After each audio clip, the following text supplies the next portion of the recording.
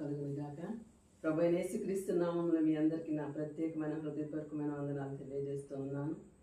ఇదేనా ఈ ఉదయకాల సమయంలో దేవుడు మనతో మాట్లాడుతున్న మాటలు ప్రవక్త అయిన ఇర్మీయా రాసినటువంటి ఇర్మీయా గ్రంథము 1వ అధ్యాయము 19వ వచనం మనం ధ్యానం చేసుకుందాం. వారు నీతో యుద్ధము చేతురు గాని నేను విడిపించుటకు నేను నీకు తోడై ఉన్నందున వారు నీ పైన విజయము పొందజాలరు. ఇదే యెహోవా వాక్కు. దేవునికి స్తోత్రం కలుగునగాక. దేవుడు ఏం మాట్లాడుతున్నాడంటే ఇర్మీయాతో మాట్లాడుతున్నాడు. ఇదే యెహోవా వాక్కు అని. ఇర్మీయాని దేవుడు ఏ రీతిగా ఎన్నుకున్నారంటే, గర్భములో నేను నిన్ను రూపింపక మునిపే నిన్ను ఎరిగి తిని, నీవు గర్భము నుండి బయలుపడక మునిపే నేను నిన్ను ప్రతిష్ఠించి తిని, జనములకు ప్రవక్తగా నిన్ను నియమించి తిని అని దేవుడు ప్రతిష్ఠించాడు ఇర్మీయా ప్రవక్తగా. అయితే నేను బాలుడని అనవద్దు, నేను నిన్ను పంపువారి వద్దకు నీవు పోవలెను, నీకు ఆజ్ఞాపించిన సంగతులని చెప్పవలెనని, వారికి భయపడవద్దు నీవు అని ఇర్మీయాతో దేవుడు మాట్లాడతాడు.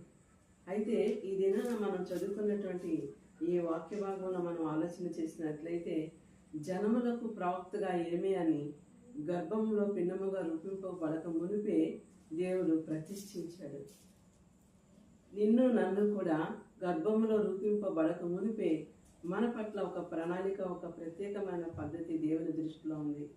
దేవుడు ఏం మాట్లాడుతున్నాడంటే, నేను నిన్ను పంపించే వారి వద్దకు నువ్వు వెళ్ళవలేను, నేను చెప్పమన్న మాటలు నీవు చెప్పవలెనని ఇర్మీయాతో మాట్లాడుతున్నాడు.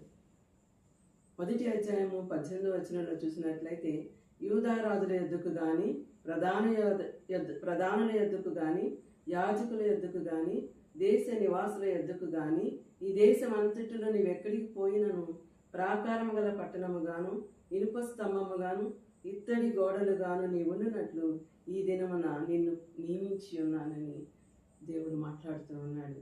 ప్రవక్తతో మాట్లాడినటువంటి దేవుడు ఈ దినాన నీతో నాతో కూడా మాట్లాడుతున్నాడు. నీ పట్ల నా పట్ల దేవునికి ఒక ప్రత్యేకమైన ప్రణాళిక ఉంది.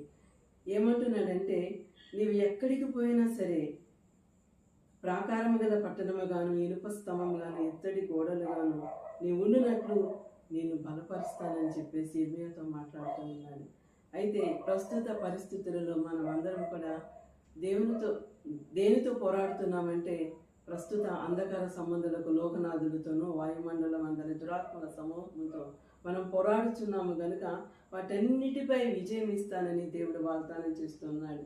వారు నీతో యుద్ధము చేతురు గాని నేను విడిపించుటకు నేను నీకు తోడై ఉన్నందున వారి నీపైన విజయము పొందజాలరని వాగ్దానం చేస్తూ ఉన్నాడు దేవుడు. ఉదయకాల సమయంలో మనము ఏ విషయంలో మనం ప్రయత్నం చేస్తున్నామో, దేవుని స్వార్థను ప్రకటించే విషయంలో కానీ, దేవుని నామమును ఘనపరిచే విషయంలో కానీ, నేను చేయజాలను, నేను చేయలేను అని ఏమాత్రము కృంగుదలకు గురి కాకుండా, నేను చేయగలను, దేవుడు నాకు అప్పగించిన పని నేను చేయగలను, ఆయన చిత్తము నెరవేర్చుటలో నేను ముందుకు కొనసాగగలను అని ధైర్యంతో మనం ముందుకు కొనసాగినప్పుడు దేవుడు మనకు తోడై ఉండి మనం విడిపించడానికి శక్తిమంతుడిగా ఉన్నాడు కనుక నీపైన విజయము పొందచాలరని దేవుడు మాట్లాడుతున్నాడు. మనకి ఎన్ని వ్యతిరేకతలు ఉన్నా, ఎన్ని శోధనలు ఉన్నా, ఎన్ని ఇబ్బందులు ఉన్నా, ఎలాంటి పరిస్థితుల్లో ఉన్నా, సువార్తలు ప్రకటించే విషయంలో కానీ, కుటుంబ పరిస్థితుల్లో కానీ, ఆర్థిక పరిస్థితుల్లో కానీ, అనారోగ్య పరిస్థితుల్లో కానీ మనము పోరాడుతున్న ఈ పోరాటంలో దేవుడు ఏం మాట్లాడుతున్నాడంటే, నేను నీకు తోడై ఉన్నందున వారు నీపై విజయము పొందచాలరు. దేవునికి మహిమ కలుగునుగాక. దేవుని నామమునకు మహిమ కలుగునుగాక. వాగ్దానం చేస్తున్న దేవుడు నమ్మదగిన వాడు గనుక ఆయన వాగ్దానాన్ని మన హృదయంలోనికి రిసీవ్ చేసుకుంటే మనము శక్తితో నింపబడి ప్రతి విషయంలో విజయము పొందుకోగలమని దేవుడు మనతో మాట్లాడుతూ ఉన్నాడు. దేవునికి స్తోత్రం కలుగునుగాక. అట్టి విజయము నీకు నాకు కలగాలని ఈ దినాన మనతో మాట్లాడుతూ ఉన్నాడు.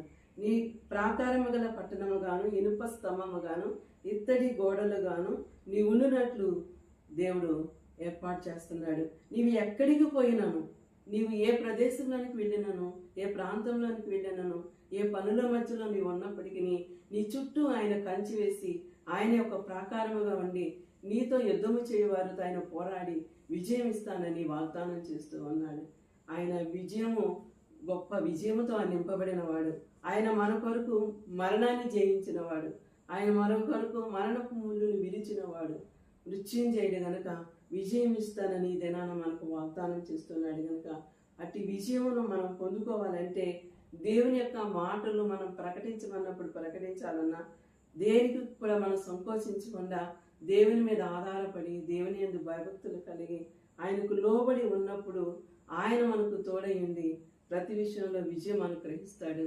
దేవుడి కొద్ది మాటలు దీవించును గాక. ఆమె చిన్న ప్రార్థన చేసుకున్నాం. మహాపరిశుద్ధమైన మా తండ్రి, మీకు వందనాలు, స్తుతులు, స్తోత్రాలు. గొప్ప దేవా, మీకు వందనాలు తండ్రి. అయా, మీకు స్తోత్రాలు తండ్రి, మీకు స్తోత్రాలు.